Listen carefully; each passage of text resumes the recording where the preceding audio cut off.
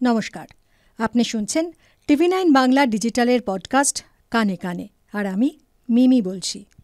পরিসংখ্যান বলছে 2014 সাল থেকে 2021 সালের মধ্যে কেন্দ্রীয় শিক্ষা প্রতিষ্ঠানেই 122 জন আত্মঘাতী হয়েছেন।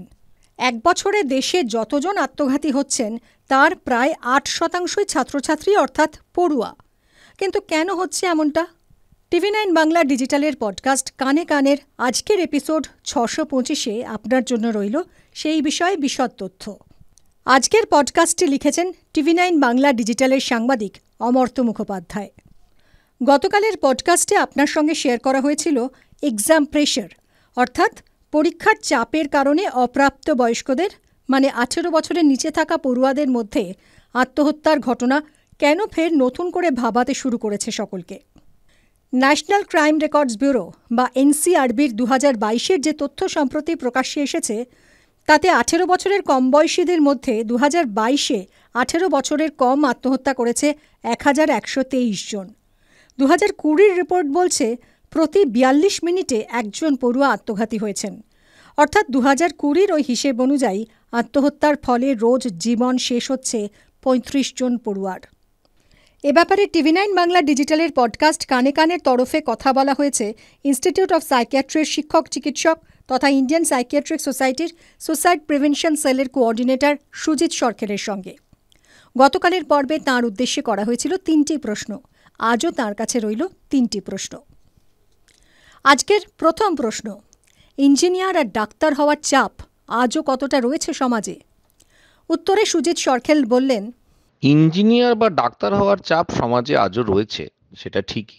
এবং সেই চাপটা এরকম যে ধরুন একটা অনেকেরই ধারণা যে এক তো হচ্ছে যে একটা আমাদের পুরোনো দিনের কথায় অনারেবল প্রফেশন, যেটা মেডিকেলের ক্ষেত্রে আরো বেশি করে বলা হয় যে একটা নোবেল প্রফেশন ইত্যাদি ইত্যাদি, যে পুরোনো মানে বহু বহুল প্রচলিত যে কনসেপ্ট, এটা 1 নম্বর।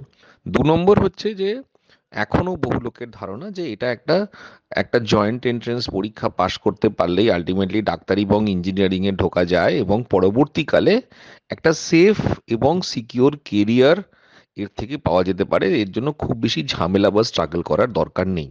সেই ধারণাটা কতটা ঠিক কতটা ভুল আজকের দিনে কতটা রেলিভেন্ট সেটাতে আমরা না আজকে এই মুহূর্তে আসলে আলোচ্য বিষয় নয়। আগের থেকে ডেফিনিটলি এই ধারণাটা কিছুটা হলেও পাল্টেছে, কারণ অল্টারনেট কেরিয়ার্স লোকের সামনে আসছে। লোকে এখন বহু ইন্টারনেটের সাহায্যে হোক সোশ্যাল মিডিয়ার সাহায্যে হোক লোকে অনেকটাই জানতে পারছে অন্যান্য ক্যারিয়ার অপশনস এর কথা। দ্বিতীয় কথা হচ্ছে এখনকার বাচ্চারা আগের থেকে বেশ খানিকটা আগের থেকে স্বাধীন চেতা হয়েছে এবং তারাও সেই অল্টারনেট অপশনস গুলোর কথা বলছে। ইউনিভার্সিটি বিভিন্ন কেরিয়ার অপশনস দিচ্ছে, তাদের অপশনস গুলো আগের থেকে অনেক বেশি গ্র্যাজুয়েশন পোস্ট গ্র্যাজুয়েশন লেভেলের।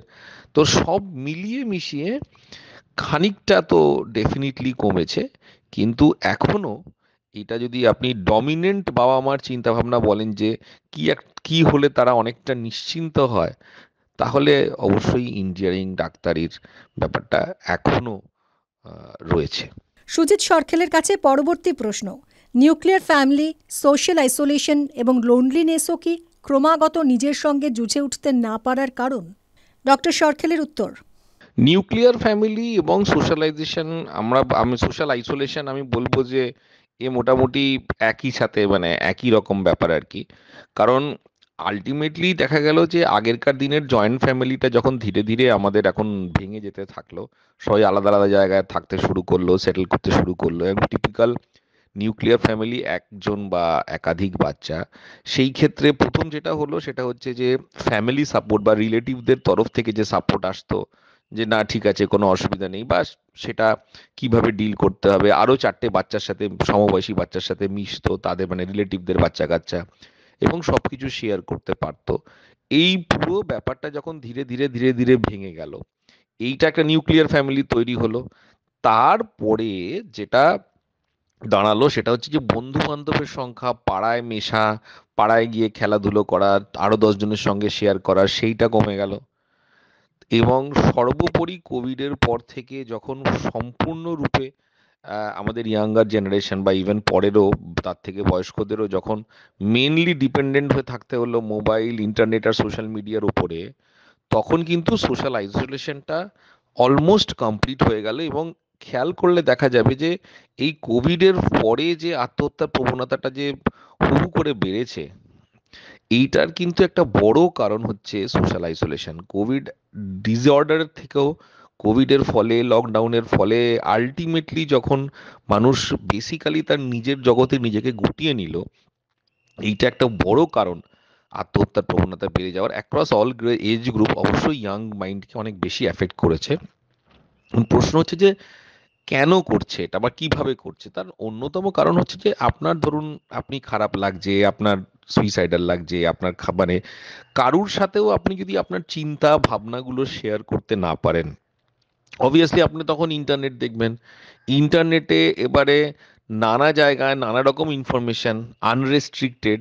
এবার আপনি কোন দিকে যাচ্ছেন, কিরকম ফিডব্যাক পাচ্ছেন, জিনিসটা সম্পূর্ণ অনিয়ন্ত্রিত। ফলে আমার যেটা মানে আমাদের যেটা ধারণা সেটা হচ্ছে যে এই সোশ্যাল আইসোলেশনের ফলে লোকের যে পেন্ট আপ ফিলিংস আছে, যেগুলো তারা শেয়ার করতে পারছে না, কাউকে বলতে পারছে না, বা হেল্প সিকিং যে আমার সাহায্য দরকার, এটাও যখন সে ঠিক করে বলতে পারছে না, অবভিয়াসলি তার মেন্টাল হেলথ ইস্যু এবং তার পরবর্তীকালে ডিপ্রেশন, সুইসাইডালিটি, এগুলোর টেন্ডেন্সি এবং এগুলোর সিভিয়ারিটিটাও অনেকটা বেড়ে যাচ্ছে। সুজিত সরখেলের কাছে আমাদের শেষ প্রশ্ন, কাউন্সেলিং এবং মেন্টাল হেলথ অ্যাওয়ারনেস কি প্রত্যেক শিক্ষা প্রতিষ্ঠানে আগামী দিনে আবশ্যক? ডক্টর সরখেল যা বললেন। কাউন্সেলিং এবং মেন্টাল হেলথ প্রত্যেকটা শিক্ষা প্রতিষ্ঠানে আবশ্যক, এই নিয়ে মোটামুটি আমরা ধরে নিতে পারি যে এই নিয়ে কোথাওই কোনো এখন আর কন্ট্রোভার্সি নেই। বিশেষ করে কোভিডের পরবর্তীকালে লোকে মেন্টাল হেলথের প্রয়োজনীয়তা, অলমোস্ট সবারই ঘরে ঘরে মেন্টাল হেলথ এসে পৌঁছেছিল যখন তারা অ্যাংজাইটি, ডিপ্রেশন ইত্যাদি কি অ্যাকচুয়ালি তারা প্রথম বুঝতে পারলেন, বহু লোক। দ্বিতীয় কথা যেটা আমাদের মনে হয় যেটা সবচেয়ে বড় চ্যালেঞ্জ, সেটা হচ্ছে যে একটা কাউন্সেলিং সেল বা একজন কাউন্সিলরকে মানে বসিয়ে দেওয়াটা বড় কথা নয়। বড় কথা হচ্ছে যে কাউন্সিলরের কাছে যে যাবে সে কতখানি ছুতমার্গ থেকে নিজেকে আলাদা করতে পারছে। অর্থাৎ এরকম আমরা বহু খবর পাই, ধরুন আইআইটিতে একজন কাউন্সিলর আছে, এবার তার সঙ্গে দেখা করতে গেলে সেটা যদি জানাজানি হয় বা তার ঘরের আশেপাশেও দেখা গেলে, সেটাও একটা স্টিগমার কারণ হতে পারে যে এর নিশ্চয়ই মাথা খারাপ হয়েছে, এর নিশ্চয়ই মেন্টালি স্টেবল নয়। তো তার অন্য অনেকগুলো র্যামিফিকেশন হতে পারে বা তার অনেকগুলো আউটকাম হতে পারে। একটা আউটকাম হতে পারে যে তাকে কেউ লোকে আর সিরিয়াসলি নেবে না, সে রেগে গেলেও লোকে বলবে যে পাগল, সেজন্য চেঁচামেচি করছে, রাগারাগি করছে ইত্যাদি ইত্যাদি। অর্থাৎ তাকে একটা স্বাভাবিক মানুষ হিসেবে গণ্য অনেকেই করবে না। এই যে স্টিগমাটা রয়েছে, এই স্টিগমাটাকে ভাঙাটা ভীষণভাবে প্রয়োজন। মেন্টাল হেলথ অ্যাওয়ারনেসের একটা ফার্স্ট পার্ট হচ্ছে যে আমার ধারণা যে প্রত্যেকটা ইনস্টিটিউশনে একটা আলাদা করে মেন্টাল হেলথ অ্যাওয়ারনেস বা ওরিয়েন্টেশন, একদিনের নয়, অন্তত পক্ষে মাসখানেকের রেগুলার ক্লাস, যেখানে কি কি ধরনের মেন্টাল হেলথ ইস্যুস হতে পারে এবং সেটা একেবারেই মানে কোনো এমন ব্যাপার নয় যে যেটার থেকে লুকোনো উচিত বা যেটাকে অ্যাভয়েড করা উচিত, এই ব্যাপারগুলো নিয়ে একটা ওরিয়েন্টেশন প্রোগ্রাম অন্তত মাসখানেকের প্রত্যেকটা শিক্ষা প্রতিষ্ঠানে হওয়া উচিত। তাতে যেটা হবে, এই স্টিগমাটা আস্তে আস্তে আস্তে আস্তে যাবে, এটা প্রথম কথা। দ্বিতীয় কথা হচ্ছে যতদিন পর্যন্ত না স্টিগমা যাচ্ছে পুরোপুরি, যেটা একদিনে যায় না, এটা বছরের পর বছর লাগে, আমার ধারণা কাউন্সেলিং এর ব্যবস্থা অফলাইনের সঙ্গে সঙ্গে অনলাইনে থাকাটা খুব প্রয়োজনীয়, যেখানে একজন স্টিগমার ভয়ে না পেয়ে তার আইডেন্টিটি ডিসক্লোজ না করেও কাউন্সেলিং এর সাহায্য নিতে পারে।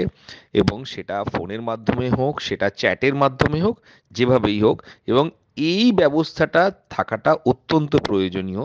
তাহলে যেটা হবে, অন্তত প্রত্যেকটা লোক যারই মনে হচ্ছে যে সে কোনো মানসিক সমস্যার মধ্যে দিয়ে যাচ্ছে, তার অন্তত সাহায্য চাইতে গিয়ে 10 বার সে কুণ্ঠাবোধ করবে না যে কেউ জানলো, কেউ জেনে ফেললো বা দেখে ফেললো। তো আমার মনে হয় এই দুটো ফ্যাক্টর আমাদের বিশেষভাবে নজর দেওয়া উচিত। আপনাদের কেমন লাগছে টিভি9 বাংলা ডিজিটালের পডকাস্ট কানে কানে কমেন্ট বক্সে প্লিজ লিখুন। আর সেই সঙ্গে সাজেশন দিন কী কী বিষয়ের উপর পডকাস্ট শুনতে আপনি আগ্রহী। শুনতে থাকুন কানে কানে।